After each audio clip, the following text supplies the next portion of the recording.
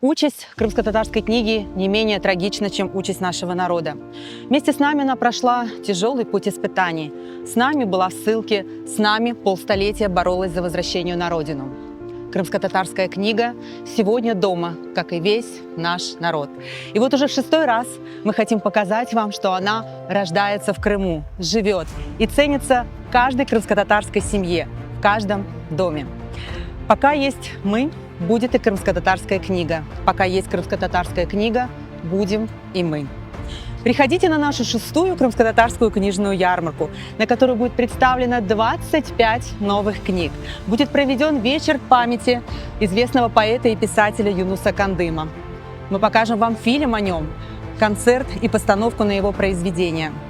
Приходите с детьми, для них обширная развлекательная программа.